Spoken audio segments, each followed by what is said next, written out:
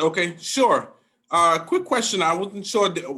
Is someone, Brad or some? Do you have the presentation in you, or do I have to share my screen?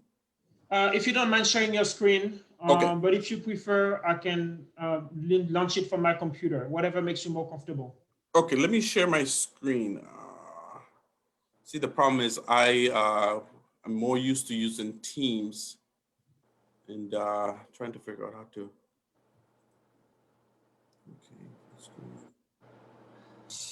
Okay, Shelly, you've got to get. Okay. I'm hearing you. Yeah, that's not me. That's Shelly. Dr. Guanel?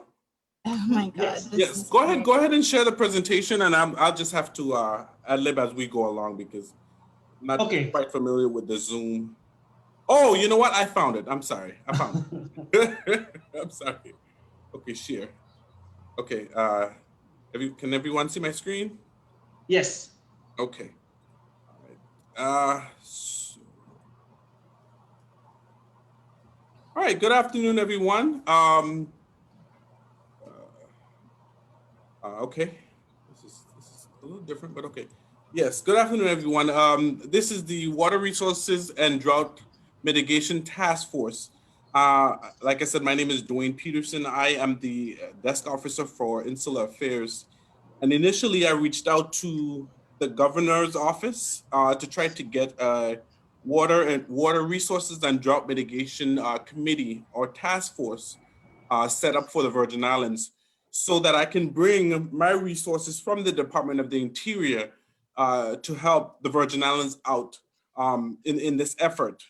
And my office afforded the Bureau of Reclamations a little bit over $1 million to come together with some plans for the territory. And just to give a little background. So I just wanted to thank Christina and Dr. Guanel for putting this presentation together and for allowing me to present. Next slide. So today we're going to talk about the drought problem and the drought situations in St. Croix in the Virgin Islands and the effects that it has on not only farmers and people directly correlated to water resources, but also the economy. Here we have so partners are necessary to build up upon work that DOI is working to accomplish for the agriculture community in the USVI. UVI has worked for the past 7 years to build a network and work together to help us drive research and mitigate. Researchers are working to support efforts of drought. Let me share that with you. Our federal partners, along with stakeholders in the Virgin Islands, take photos for documents in the impacts of drought. Drought is physical, it's visual, and has economic impact. This is a photo that we share from our federal partners so they can see the impacts of drought on the ground. So this photo that you're seeing is actually the soil on a farm in St. Croix. It is cracked. That means it has absolutely no water, and this is definitely affecting the farming community and the agriculture community in the Virgin Islands. On the next slide, you'll see not only environmental impact, but there's a very important photo because it has economic impact on the vitality of the Virgin Islands. The vitality of the Virgin Islands is tourism. The main aspect for Virgin Islands to survive in today's world is tourism, and the beaches, bringing tourists to enjoy the beaches and the natural resources of the Virgin Islands.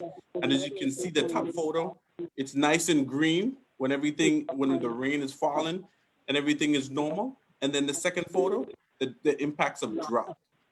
And it's too ugly. It's one ugly drought picture, and I have many other photos that you can see, but I just wanted to compare.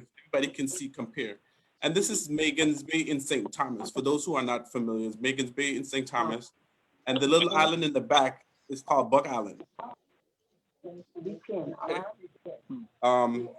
Next photo. After a 5-year effort in 2019, the USVI was added to the drought monitor. In 2020, USVI received a drought designation, which is very good news for the Virgin Islands. This map requires the collection of all sorts of data. And what is significant here, on the upper right for USVI, is the yellow dot and the 2 red dots, which is up here. Not sure if you can see it very well, but right up here. Scientists understand rainfall patterns and learn more about drought and rising temperatures. The yellow dot is severe drought, which is St. Thomas, which is the one that you see right here. And the 2 red dots are extreme drought in 2020. So St. John and St. Croix happen to have more drought than the island of St. Thomas. Not sure why, and maybe Christina or Dr. Guanel could go into details as to why, probably the terrain, or not sure why, but St. Thomas has severe drought and St. Croix had extreme drought in the year of 2020. Apologies, Dwayne, just 1 second. Christina, if you can mute yourself. Thank you. Go ahead. Yes. And what is significant here in this map is, for the first time in 2020, as said before, the Virgin Islands received the drought declarations for all 3 islands. They've received a drought declaration earlier in a few past years, but it was just for St. Croix, from my understanding.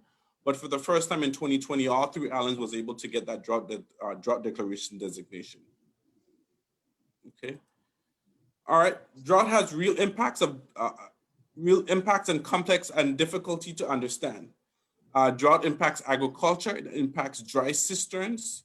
For those of you who are not aware, in the Virgin Islands, most people live off of cisterns, and cisterns are it's like a capture. It's like a built-in vault where people catch rainwater so they can cook, they can clean, they can take showers, and that's pretty much how most of the people in the territory survive. I grew up on a cistern. We didn't have public water.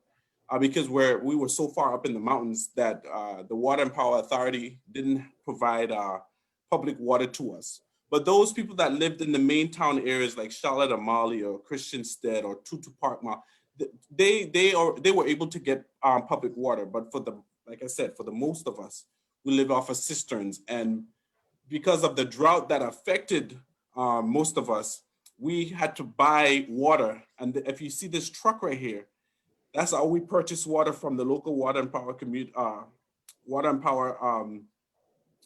entity, and they truck water to us, and it's very expensive. Sometimes you have to pay $700 for a whole truckload of water or more, and it depends on how bad the drought is.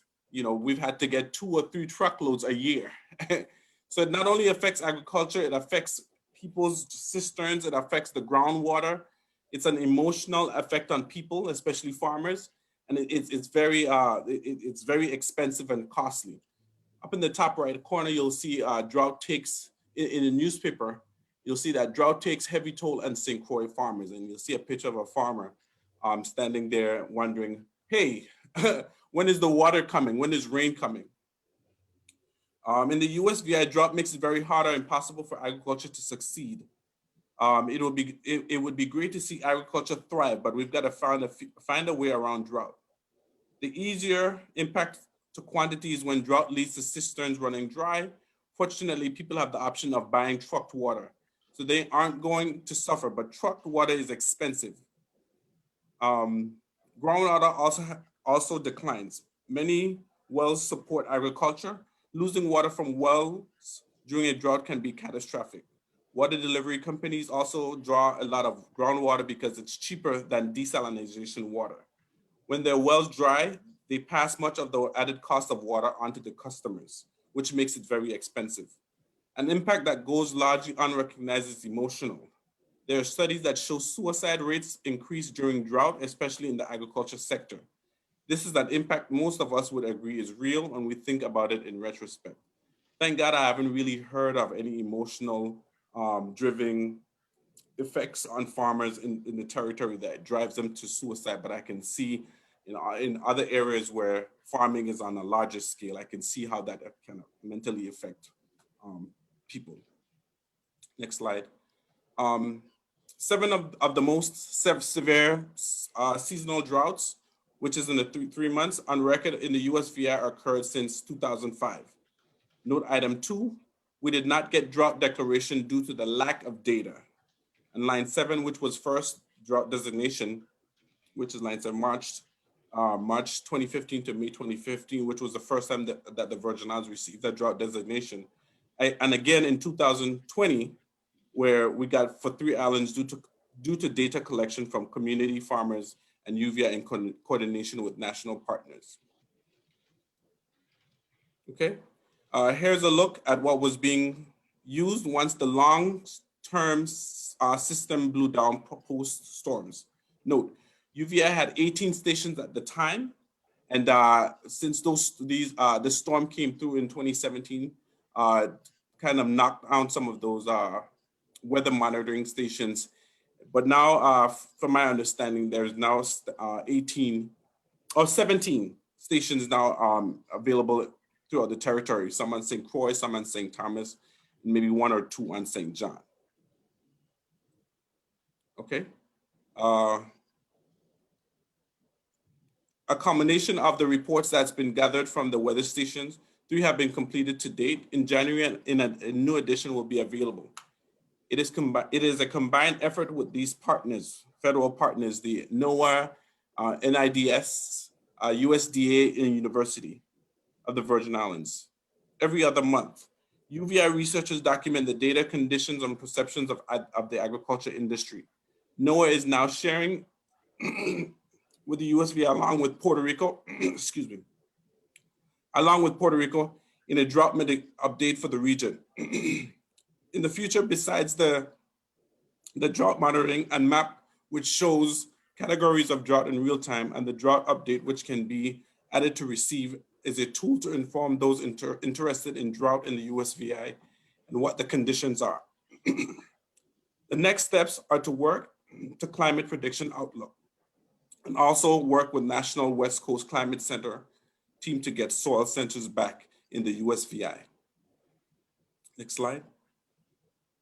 Okay, COCORAD stations, which is rain gauges, are manned in the USVI by volunteers and give us all working on drought and flood indicators of what's happening territory-wide. This too is volunteer driven. There are now 22 reporting from the last 5 years. Next slide. You'll see a side-by-side photo of drought in 2020. It started in April 25th, May 9th, and June 27th. You can see that it gets green to lighter brown to brown. And that's how it is almost every year in the Virgin Islands. Scientists and researchers work to anticipate, adapt, and mitigate problems as they occur. Okay, I'm hearing him talk. Okay. Excuse me? Sorry. Oh, okay. All right. Farmers, volunteers, and scientists have to work together to mitigate issues we're all facing while we deal with the issues that come from coastal zone flooding, drought, food security, plant drought resistant crops. Flash drought and microclimates are what is currently being moved into the support position for researchers to engage national partners, and so they can better understand drought in the USVI. Also important, flash droughts, severe drought is a severe drought with a rapid onset of 2 to 8 weeks. Next slide. Okay, historical data, daily data from reporters, technology from weather stations all create opportunities for observations to make determinations. This data is 57 years from the St. Thomas Harbor Master Book. All of this info now will be folded into UVI's long-term planning for hazard mitigation strategies as well as future research. This is kept in the National Environment Registers so that others can access it. We are now asking UVI and specifically those working in drought to place that on the UVI EPSCoR website so that we too can easily access the data as a repository for our researchers and government partners to access. Researchers also recently digitized 150 years worth of weather data from St. Croix, St. Thomas, and St. John as well. And it's important to create a repository of information, especially regarding to drought, because when myself, like Department of the Interior or Bureau Reclamation or any other department wants to look into historical data from the Virgin Islands, we don't have to go many places. We don't have to go to UVI, Department of Agriculture, Department of Plant and Natural Resources. There's one place that we can go, and a repository website, and we can find all the information that is needed to assist the Virgin Islands. In addition, researchers and VIA Department of Agriculture are working together to get other systems in place. USGS groundwater monitoring stations just had a maintenance service and are now reporting to view the reporting, go to USGS current conditions for the USVI. Groundwater as 12/10/2020. We will be working on soil sensors in 2021. So thanks to Christina and those who have put together a website of information that USGS can, we can go and find information about drought conditions and groundwater in the territory. Thank you to everyone for listening to this short presentation. As I said, I'm going to continue working with the committee that is formed by Government House. Dr. Guanel, Christina is a part of that committee, and we look forward in providing federal resources to the territory to help them with their drought mitigation and water resources plans, and to help them with groundwater issues and everything. So here is a listing of information. If you want to find out more information on what we're doing as a committee, you can reach out to us, myself, on the first section, Colette Monroe, who is the governor's representative from Government House. Christina and Dr. Guanel's information is there as well. So thank you, everyone. And I will stop sharing my screen. Let me see how to do that now. Thank you so much for this great presentation, Dwayne. Okay. Are there any questions for Dwayne before we move on to our second speaker? So feel free to enter present questions in the Q&A or in the chat. And the only thing I would say is the information we are planning very soon to have a lot of this information presented and a lot of the data presented and discussed today available on the CGTC website, the Caribbean Green Technology website, which is Christina and I's center. So if there's no question, I'm going to ask the second member, Brad, to provide his presentation. Brad is going to talk to us about the drought monitor and all the work that they've done to support the Virgin Islands. All right, I am getting things set up right now. Can you see my screen and hear me? We can hear you, we cannot see your screen yet. Okay, let me, hold on just one moment and let me get that shared.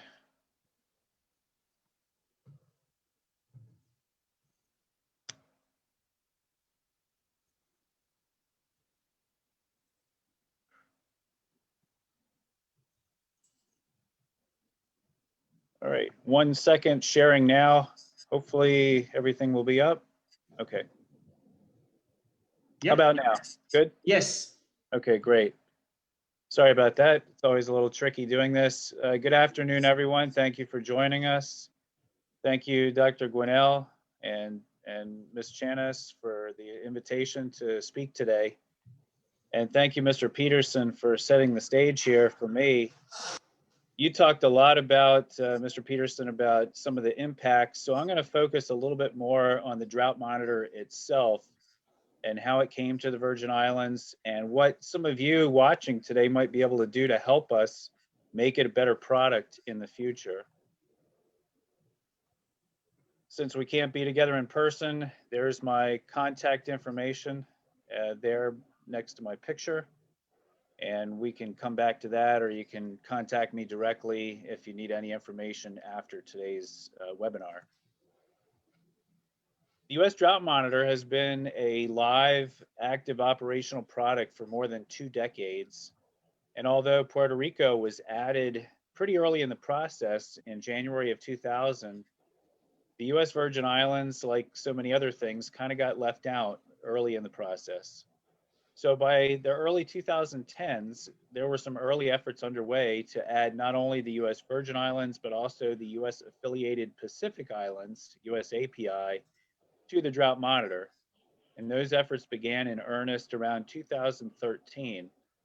Then, of course, we had the punishing, crippling drought of the mid 2010s that hit incredibly hard across all the islands in the, not just the Virgin Islands, but pretty much throughout the Caribbean. And that accelerated efforts to bring relief to the Virgin Islands in the form of getting the drought monitor on the US Virgin Islands onto the drought monitor map. Just when things were humming along, we were ready to go live with that, the hurricanes hit in September of 2017. It was a major setback. We lost a lot of the data streams that had been established. So even though the US affiliated Pacific Islands were added to the drought monitor in early 2018, we did have to kind of start from scratch, assembling data streams and contact persons after the hurricanes. Finally, by June of 2019, the Virgin Islands did join the US drought monitor process. The prototype was available as early as 2013. We knew what it was going to look like. It was just a matter of getting all of our contacts and our data streams established.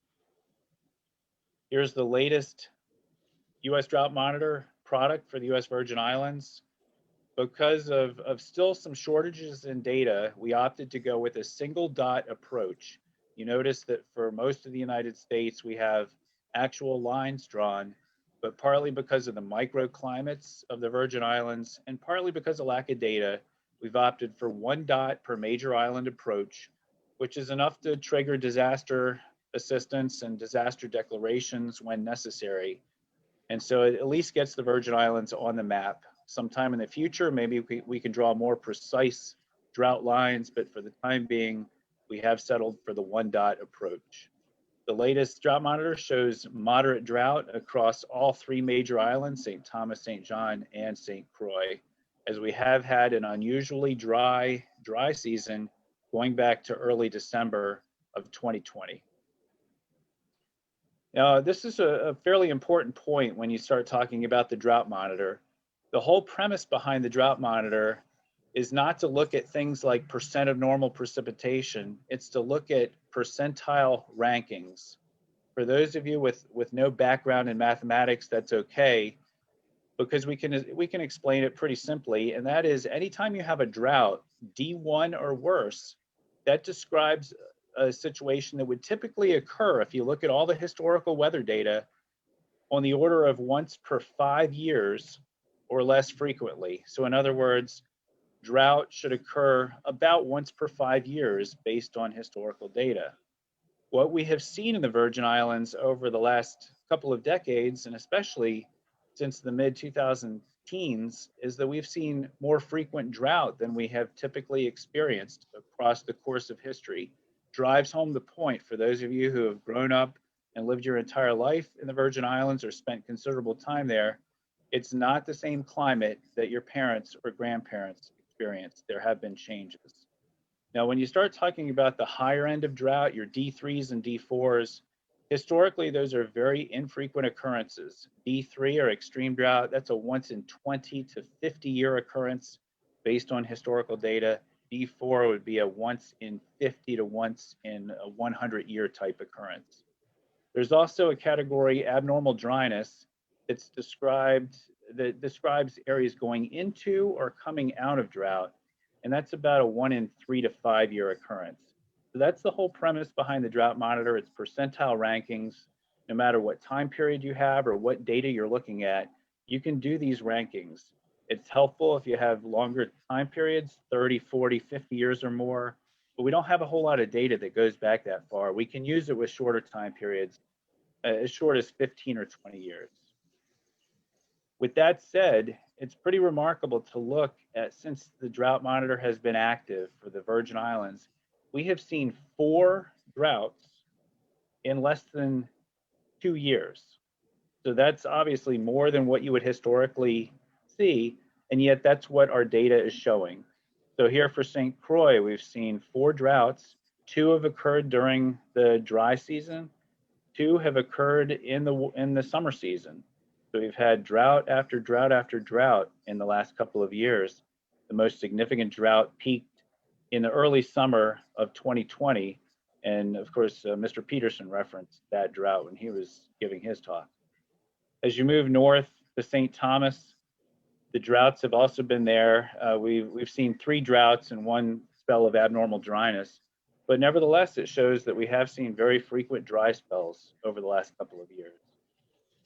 And finally, for St. John, we've also had some significant droughts, 4 of them over the last 2 years, reflecting a bit of climate change that we're seeing.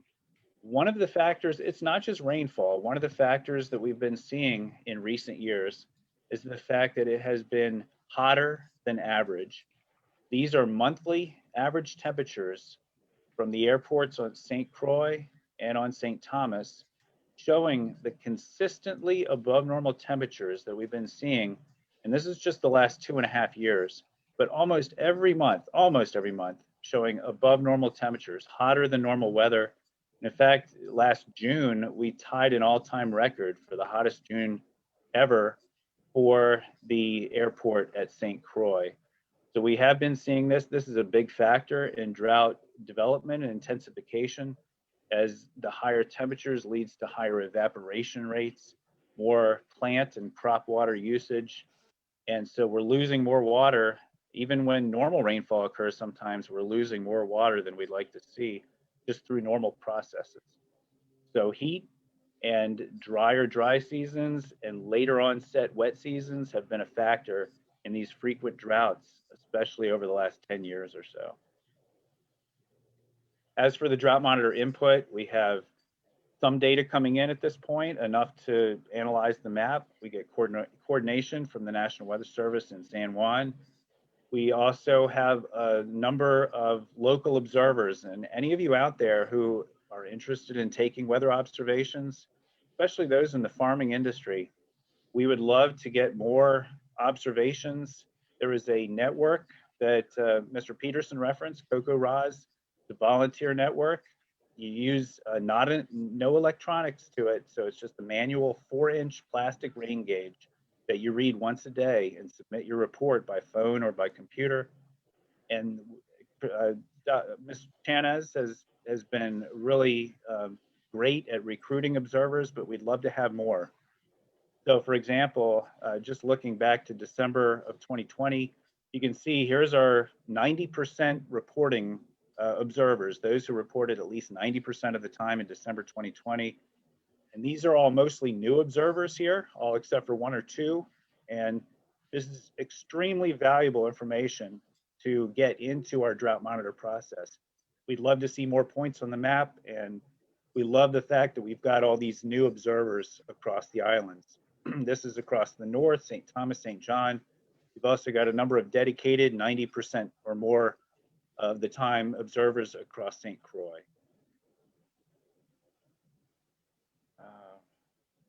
There we go. And of course, Mr. Peterson also mentioned the well data from USGS, US Geologic Survey, and that also helps to pinpoint times of drought. The records, reliable records for the well data go back to about 2016. So it's a fairly short period of record, but even within that 5-year period of record, you can really see some signals jumping out. The droughts stand out. Even the hurricanes of 2017 show up very clearly. So this is a very important part of the equation. We're always looking for more data. And as we look to the future, we'd love to unearth other people who maybe have taken weather observations for a number of years, maybe on paper. We'd like to get that data. We also love to get boots on the ground information, photographs, like some of the ones Mr. Peterson showed, especially in times of drought, and comparison photos. And then any other data you can think of where we could do percentile rankings, whether it's salinity, agricultural production numbers, livestock mortality in times of drought, wildfire acreage, and subjective or objective, whether it's mathematical data or just information and pictures. We do like to receive that as part of the drought monitor process to help us with the D levels, with the drought levels.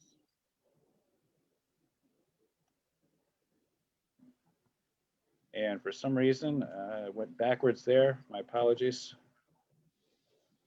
And I believe that was my last slide. So anyway, technical glitches aside, that will do it, and be happy to answer any questions. Thank you so much, Brad. Any question? And again, feel free to put your question in the chat on the Q&A. Any question for Mr. Ripley? Mr. Ripley, sorry.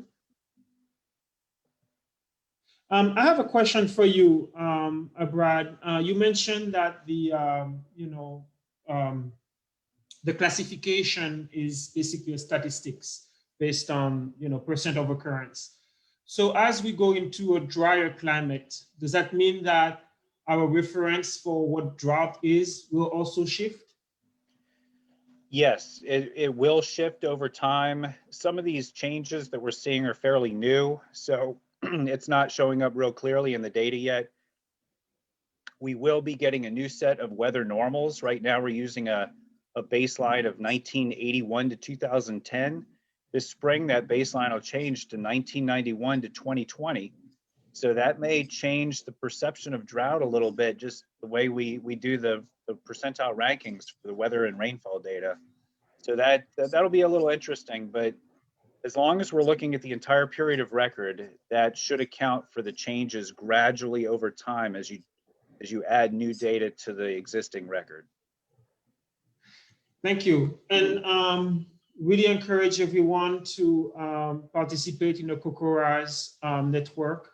Please reach out to Ms. Chanes or I, but mostly Ms. Chanes.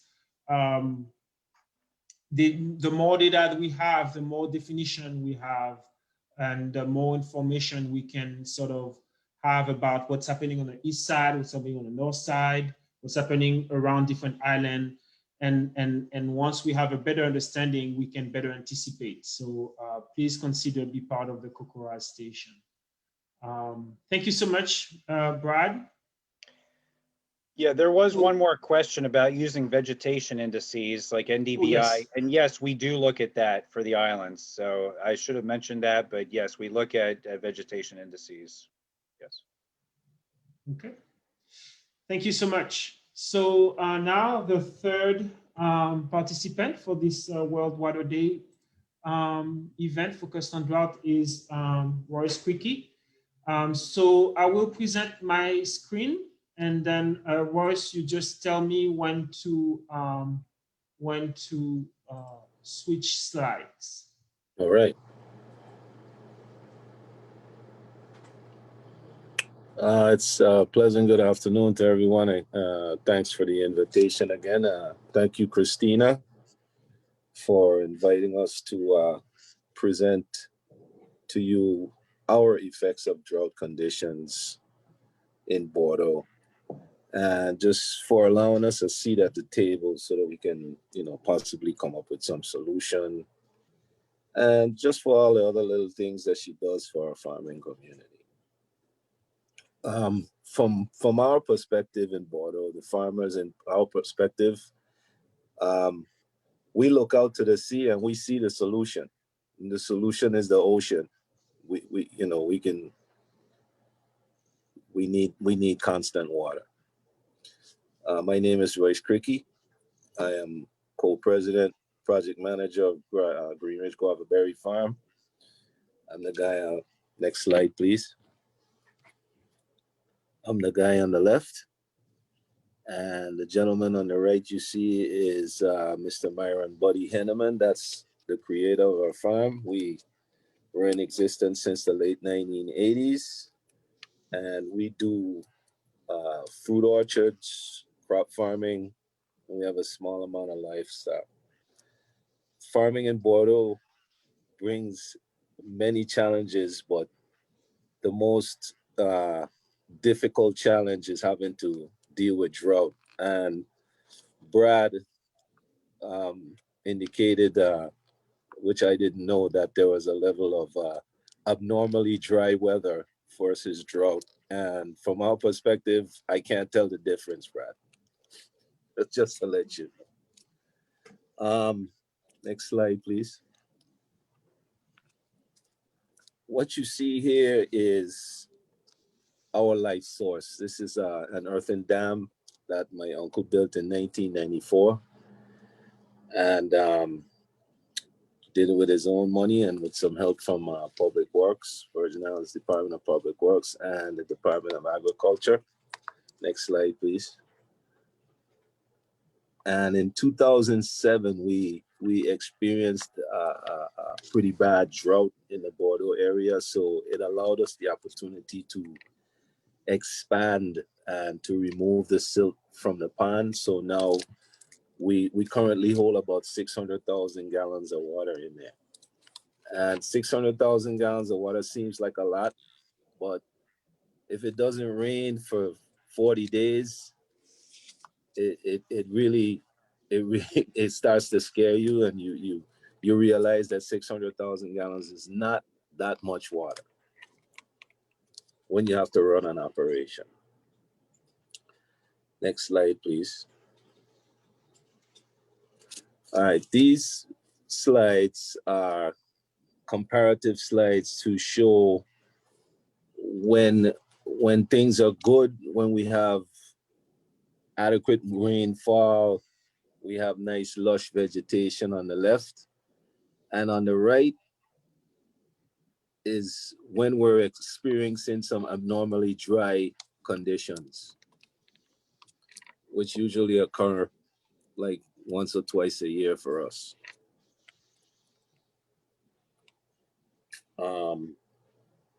What this has, what the drought situation has done for us is it's forcing us to adapt stronger conservation methods. Next slide, please.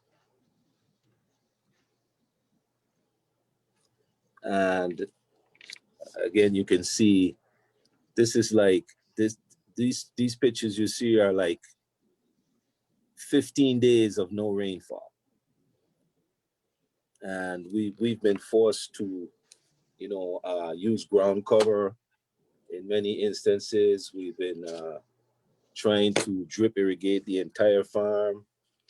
We've been planting drought-resistant crops like dragon fruit. We've collaborated with UVI, and more pumpkins, more sweet potatoes, just so that we can survive through the drought situation.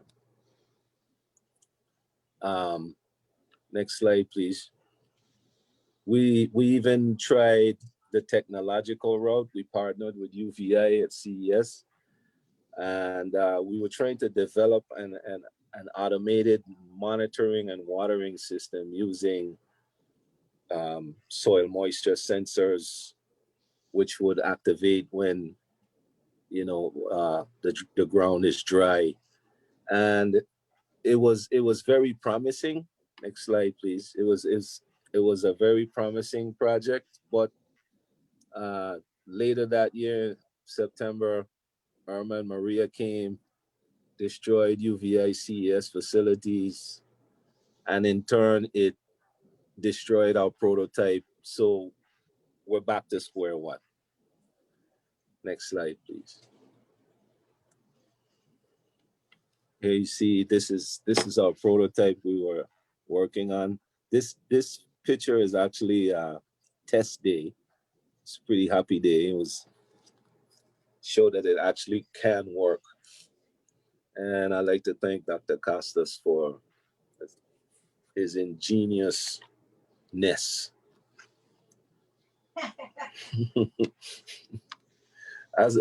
slide, please.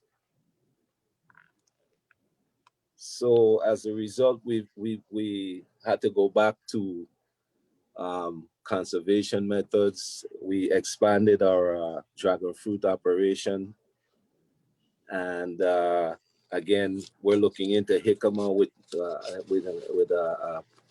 cooperation with UVI once again, and it's a difficult process, but we aim to endure. Next slide. This is Pattaya. This is one of the the drought resistant crops that we are instituting. Next slide. Pumpkins. And the next slide. This is a picture of our expanded dragon fruit operation. And what it also is, it shows is our solution in the background, the water. I strongly believe the solution to our drought problems as farmers in Bordeaux is desalination. We need a constant water source. And I'm saying this from a perspective that, look, I'm representing all of the Bordeaux farmers, and we're struggling. We're trying, and we're doing the best that we can. And I'm currently asking now, what can be done for us?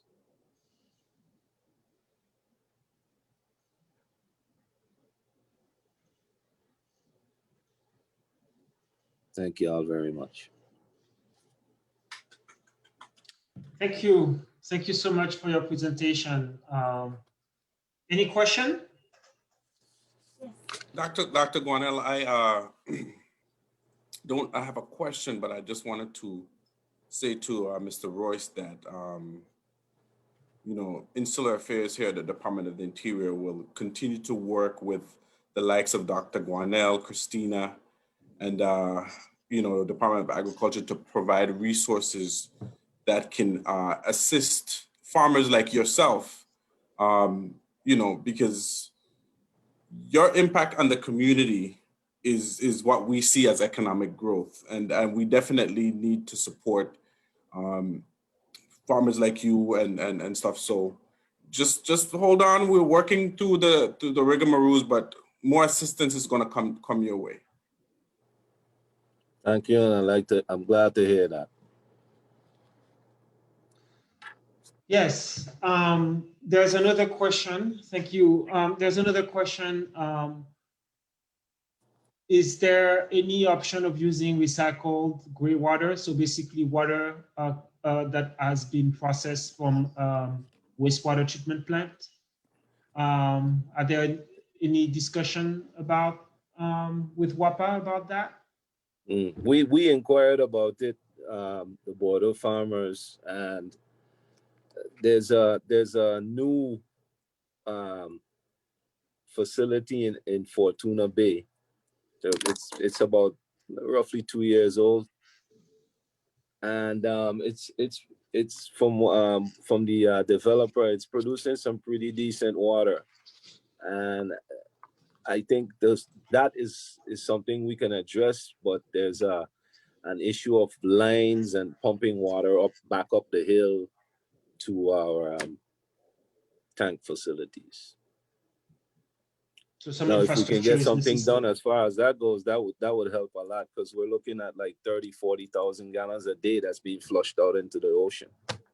Yeah, definitely. But some infrastructure has to be put in place. The same with the desalination plant as well. Yes. Yes. So there's a question about any inroads made for where the USVI can qualify to apply for funding to establish rural co-ops. So I know that the current CES director, Dr. Peterson, took some farmers to look at co-ops in the States from my recollection. Are there any movement to create co-ops in the Virgin Islands? I think is the question. From our perspective, there is some movement. It's not enough, but there's some movement amongst organized farmers. Can that be a solution? Yes, but I think we need some more leadership from like government to push things along and make things happen. Farmers are very skeptical these days, and I can understand from their perspective. I can understand it's frustrating when you're trying to get something done and then you look for assistance and then there is none. Yeah, and I can assure you that at UVI we're doing our best, and we do. And I applaud UVI. I applaud Dr. Z. I applaud you and Ms. Chanis for all that y'all are doing. Without y'all, we'd be, we'd be in the dark ages. Well, thank you for saying that. I know that, as you said, CES and AES have been really busy supporting and doing what they can. But yeah, we can continue the dialogue. And as Dwayne Peterson, Mr. Peterson mentioned, we're also figuring out how to bring some funding to help. One last question before we move to our last speaker. So you mentioned that you're doing some switching from different type of crops. Is that something that all farmers are now thinking about? Is it an organized effort, or is it how is the switching going to different more drought-resistant type crops? Is it easy? That, first of all, that's not an organized effort. That's just something my farm, we're like trying to institute different things, and usually, it's a trickle down effect. I guess I'm setting an example, and when people see things happen in a positive way, they jump on board. So if I have to be the fire starter, I'll be the fire starter. And that's a good fire. Thank you so much. Thank you for your presentation. So now we're going to have the last presentation by our colleague at University of Florida. Unfortunately, she had to jump off. So we will show a recorded presentation that is as good as the real thing. Michael, do you want to queue up the presentation?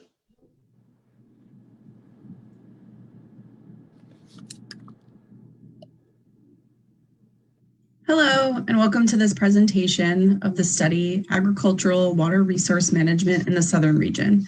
My name is Megan Donovan, and I'm from the University of Florida.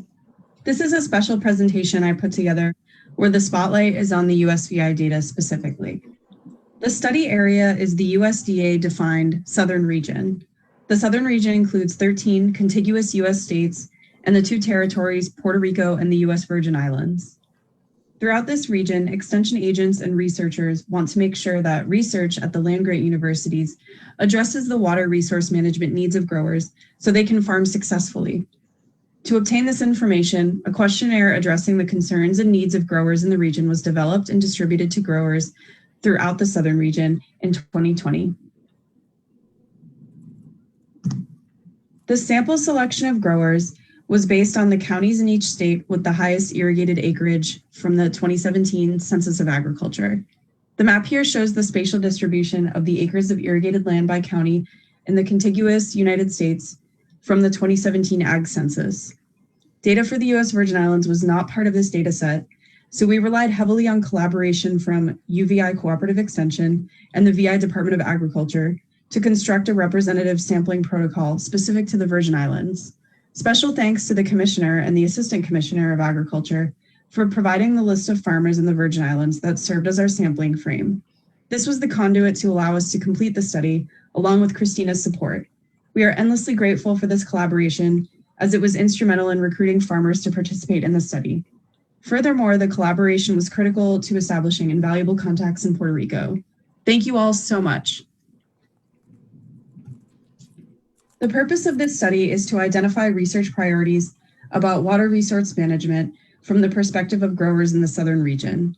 The priorities identified will be used to both develop new research initiatives and support current research and extension programs tailored to the specific water resource needs of this region.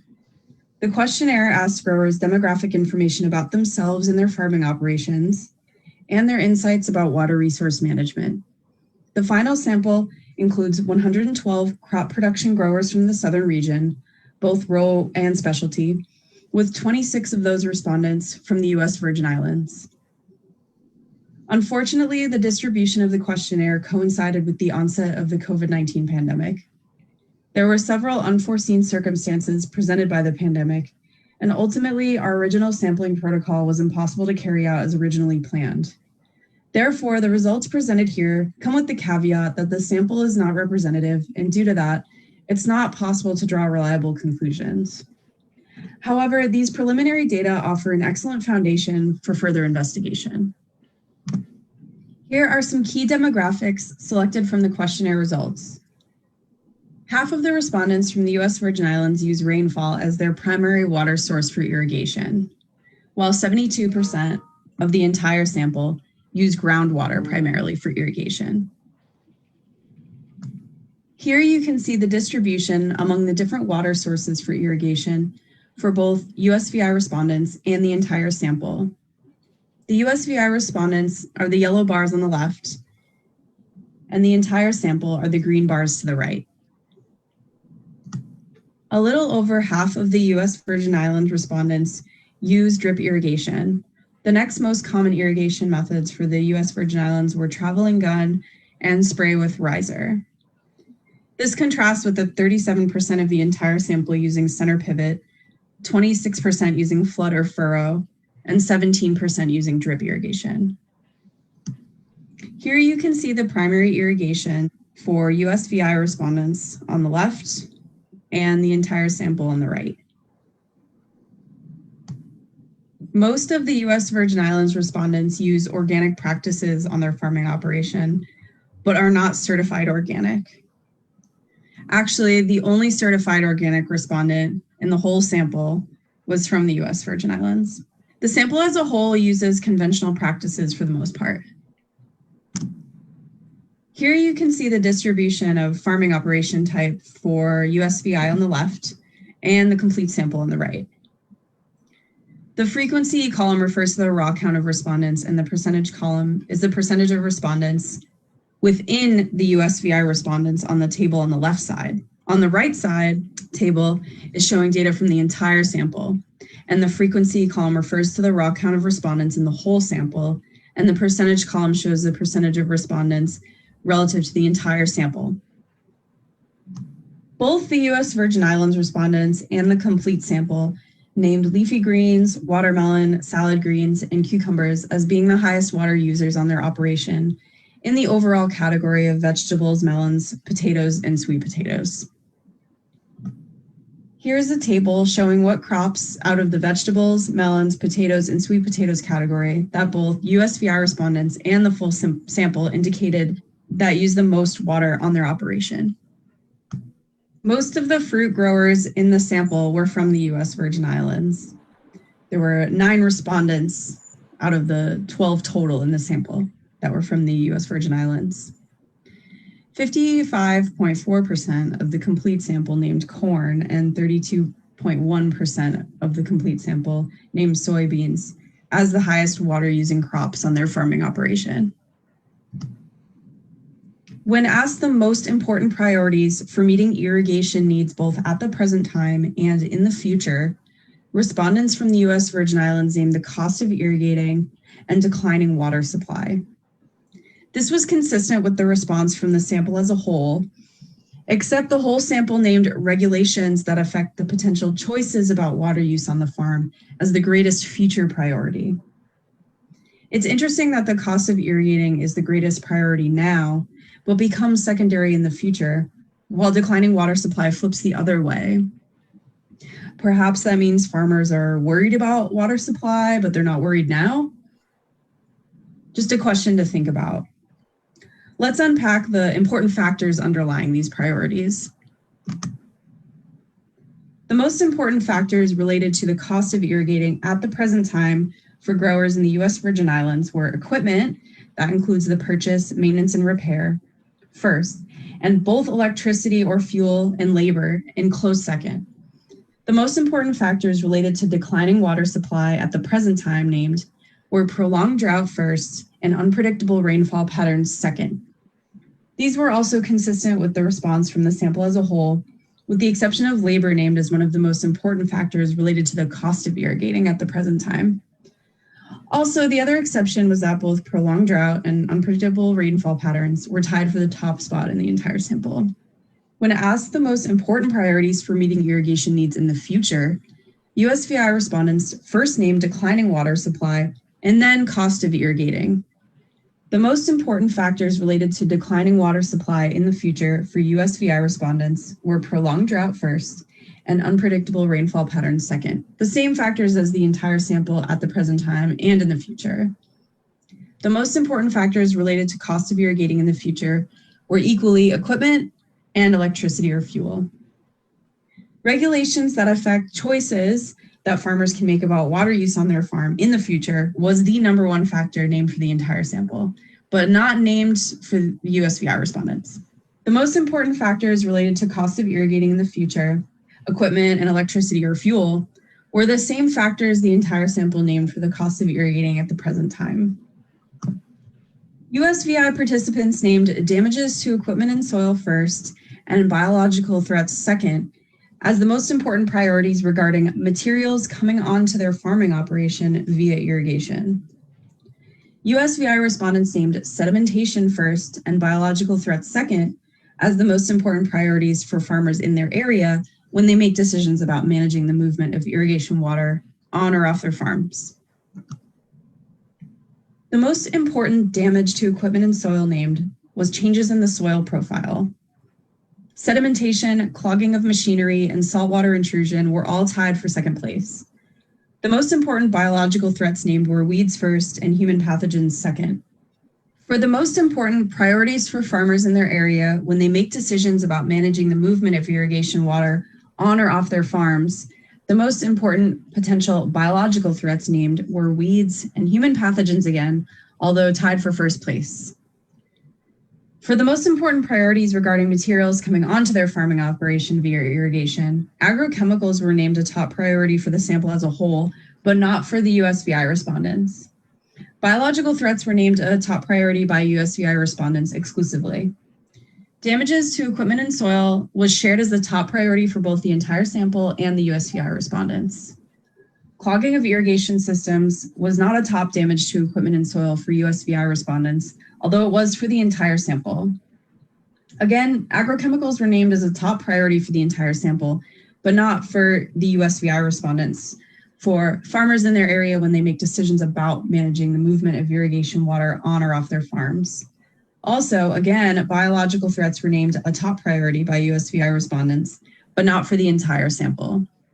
Sedimentation was named a top priority for both the entire sample and the USVI respondents.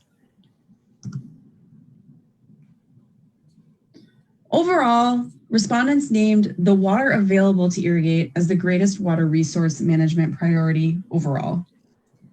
This was consistent for both the entire sample and the USVI respondents. Within all the water availability priorities asked, respondents' first choice was declining water supply in the future. Declining water supply at the present time and cost of irrigating at the present time were tied for the next most frequently named overall water availability priority.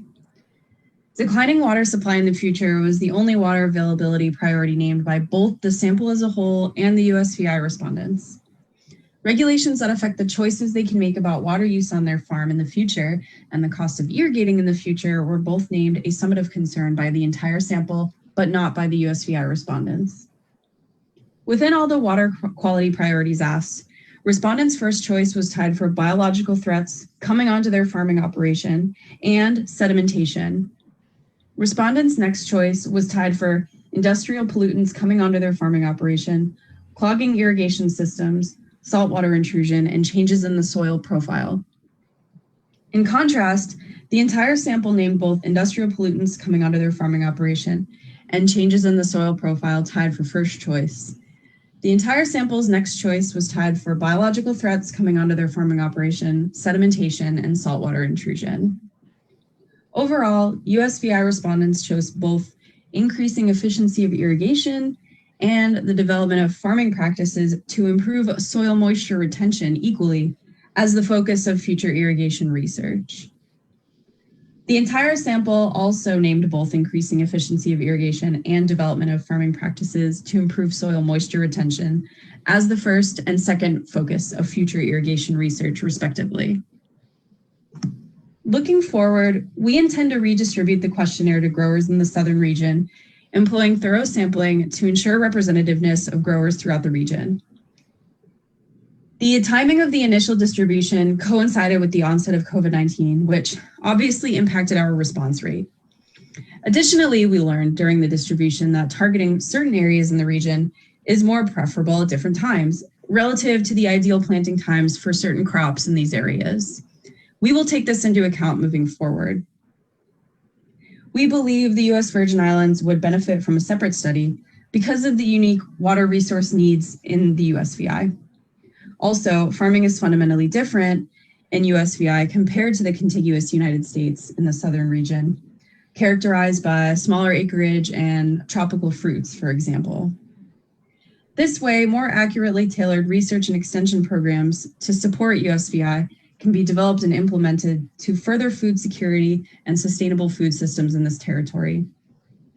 Because of interesting trends shown in this preliminary data, we are excited to elaborate on this study further, and we are seeking additional funding to achieve this. Also, there is some potential for additional analysis of the existing data, although this is limited by the small sample size. Clustering methods are a possibility and could reveal interesting groupings among the data. Also, we will publish articles using the results of this study.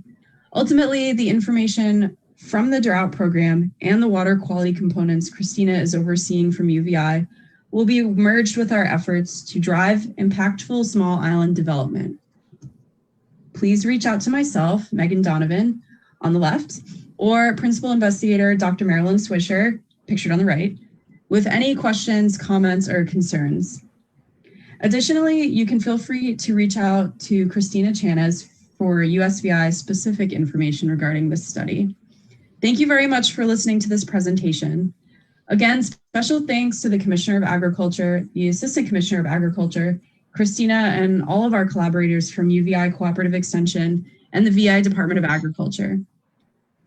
Mickey and I look forward to working with you all in the future.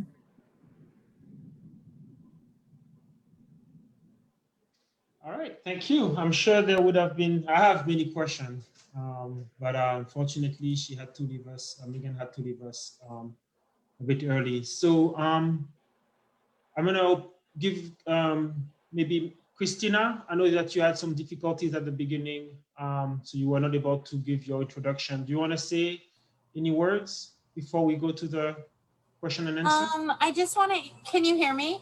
Yes. Okay. As far as the question with regard to SARE, Dr. Peterson has been working with about 30 small farmers, many of which I'm proud to say are female farmers, as far as the co-op, but due to COVID, a lot of the activities have been curtailed at this time. But if you want to get more information on the co-op activities with regard to Cooperative Extension Service, please reach out to Dr. Peterson, who I'm embarrassed to say is one of my bosses, and I forgot to invite him just because this was a lot, but his telephone number is 693-1080, 693-1080. And then the other thing that I wanted to say is that to the farmers online, Shelly, I think Rafe and Mr. Creaky, thank you for all that you did. Please remember that you're the heartbeat of these projects. We can't do this work without you. And there's a lot of stuff that goes on behind the scenes, but you are truly the force that gets the bus rolling. It isn't the university or the government, it's you guys kind of out there seeing what the problems are and then reporting that back to us so that we can work with the government. So please continue your collaborations and partnerships with us as we move ahead. And please know that every single person, you see 4 people speaking, and you see Mr. Rippey, who's been an amazing collaborator for UVI, but there are literally hundreds of people across the nation that you do not see that are all working very diligently to help us. And so on behalf of all of them, I just want to say, oh, Dr. Peterson is here. Oh, thank you for coming. I don't know if you can type in the chat about Sarah, but I love you. And I'm sorry, I didn't think to send you the invite, but thanks everybody for coming. And if you have any other questions, if you type it into the chat, Dr. Peterson can answer the SARE questions, or you can call 693-1080. And to all of our speakers, thank you so much. And thank you, Christina. And Michael, would you mind maybe letting Dr. Peterson speak? Sorry, just give me 1 second.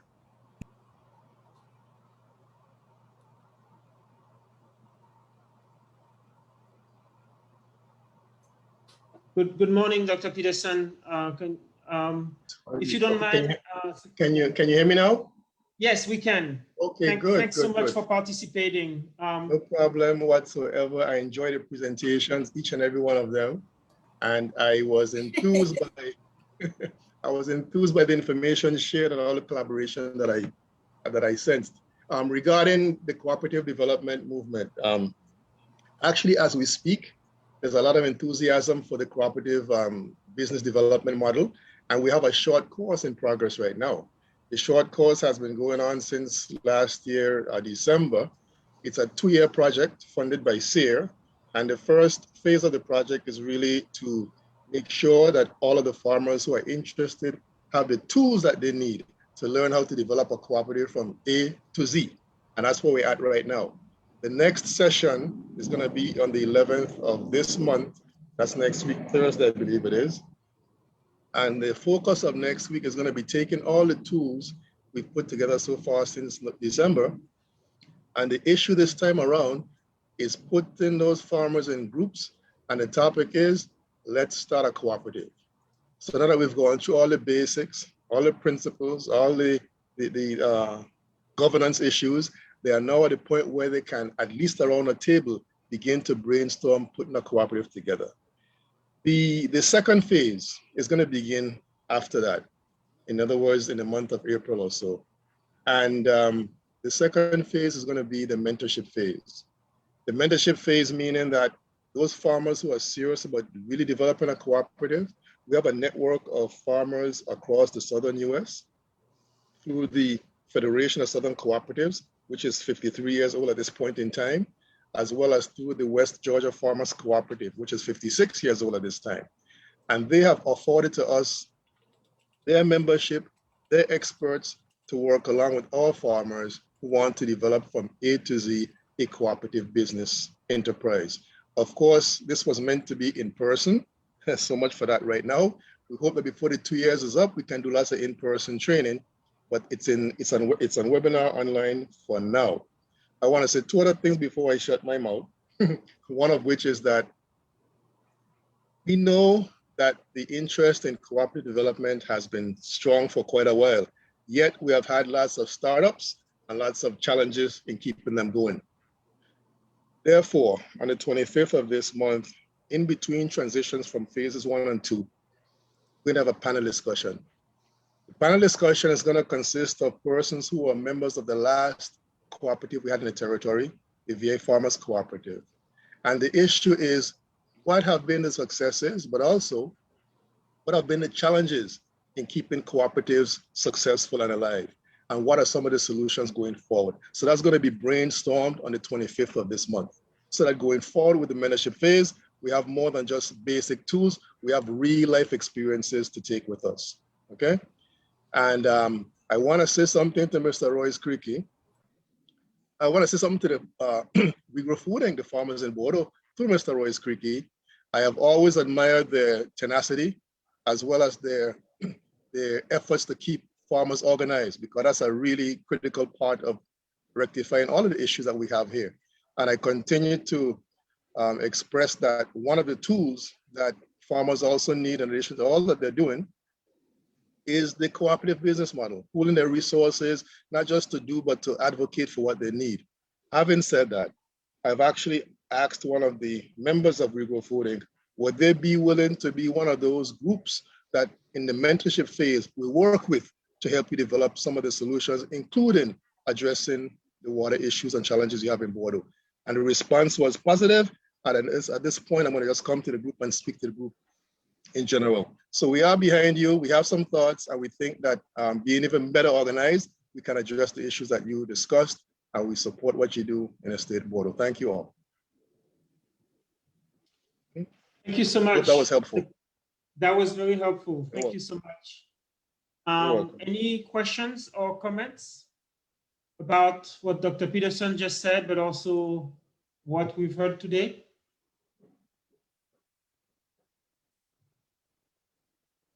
So there is a question from Ms. Pot about the list of chronological list of drought at the beginning. Can you send the slide? I believe it's possible to send the slide. But just to let you know, the presentation will be, we will send a link to today's webinar and to today's presentations. They will be posted on YouTube unlisted. So only those who have the link will be able to watch it again. But we will try to make available all the information that was presented today. And also a lot of the information that was presented today, some of it was created by partners outside of UVI, such as our partners at USDA and NOAA and others, but also within UVI. We are compiling all those data from all those sources, and they will be published in the next hazard mitigation plan for the territory. So that will be another source of data. And then as Dwayne Peterson mentioned, and Christina probably mentioned, the Caribbean Green Technology Center, we will try to, one of our main objectives in the coming weeks or month is to create a data portal where a lot of this data will be stored so that the public can have access to those data through the CGTC website. So yes. Any other comments or questions?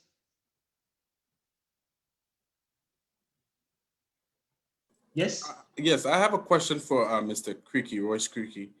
You said you guys are doing more of the drought-resistant crops. How did you decide on the types of crops to use or to grow? Is there and is there a local demand for like specific types of crops? Like for instance, you said a dragon fruit. I you know, growing up in the Virgin Islands, I never I was really never aware of what dragon fruit was until, you know, I became of age. But is there a demand for that dragon fruit in the territory, and what other crops are you using? I would not say that there's a demand for dragon fruit currently. Most people here are like you, they're not very familiar with the fruit. Although the fruit is all around us, you know, people just don't really pay attention to it. It's something native to here, native to our Caribbean region. Really? And Okay. they originated really in South America, in Peru and Chile, but they were brought up to the Caribbean to, you know, the native quote unquote Indian population. So that's how, I mean, if you go in the bushes, you find them. You find particular breeds, but there is not, I would not say there's a demand for them yet, but I'm one of those farmers is like, look, if you build it, they will come, you know. Okay. It's quite a beneficial fruit, and I think that if you know, if it's introduced properly to our area, it will take hold. Okay. So I just want to potentially, if I may, continue on that answer of, yeah, dragon fruit are very popular, you know, the islands in the Caribbean, and they actually are very expensive, high demand crop. Yes, they are. Yeah, so I would say that Mr. Creaky, you know, really commend you for your trailblazing effort here, and you know, there can be a very strong demand for this type of products. I know in other islands there's been, you know, a lot of reports, you know, related to thefts in farms because they are so valuable. So yes, we don't have that problem yet here, thank God. But they're highly popular on the other side of the world, on the eastern side of the world, in Vietnam and the Philippines, and right, you know, they're like they're a staple to the diet, you know. Yeah, and that's where I was actually introduced to dragon fruit when I went over to that side of the world. But it's good to see that the VI or the Caribbean is using it. So that's good. But Dr. Guanel, your background picture is a perfect example of drought in the territory. Because it's brown, Yes. and every time I travel to the Virgin Islands, I hate to see it just dry, just like that, you know? Yes, yes. And And it I also think shows the maybe importance. next year for our World Water Month Day, we will talk a little bit about the ecological impact of drought. And I don't know if our colleague Chris Hell is still there, but we do have a fair amount of folks in the audience who are working with us on a project looking at ecosystem services, which are benefits that we derive from ecosystems in the Virgin Islands. Viewshed is one of them. And the question that we will ask eventually is, as we move to a drier climate, what happens to our ecosystem and what happens to the services or the benefits we derive from them? Because as Mr. Rippey mentioned at the beginning, we're shifting to a different type of climate. And so this will have some repercussion, both positive, but also negative, as you mentioned yourself in your presentation about the viewshed and the tourism. So yeah, no, it's an interesting thing, and I'm really glad that we are kicking off this conversation at a large scale. Right.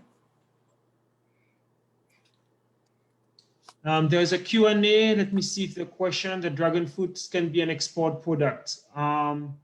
I would, Mr. Quickie, I'm sure that your customer base is local, but is export something that you have considered? Absolutely.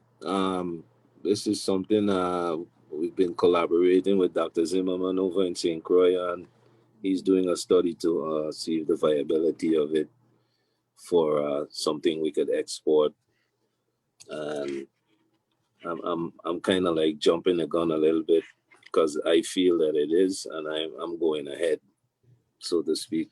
That's why I've expanded my dragon fruit field, and I intend to be the king of dragon fruit.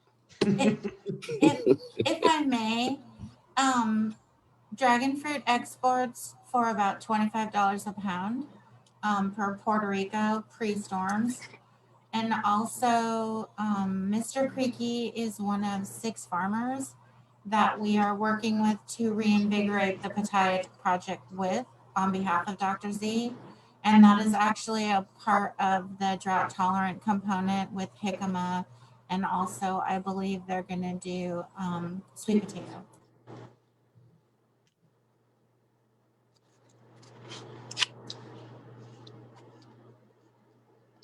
Okay, any last questions? We are about time. Just want to thank, let me just check the Q&A one last time. So we answered this question. Let me check the chat. Okay. Well, it seems like there was a lot of, oh, Chris was there. Hi, Chris. There was a lot of good discussion in the chat as usual, and there was a lot of conversation. So thank you to all the panelists, all the presenters. Thank you so much for taking the time to discuss this very important topic and to kick off World Water Month here in the Virgin Islands. Thank you to Christina. Thank you so much for doing all the work. All I did was just showing up. But thank you so much, Christina. And thank you to all our attendees for taking the time to receive this information, participate in the discussion, and ask really good questions. We have some upcoming events coming up. We will make sure to send you all the invitation to our upcoming event for World Water Month in March. With that said, wish you all a great afternoon and a great rest of the week. Take care. Bye, everyone.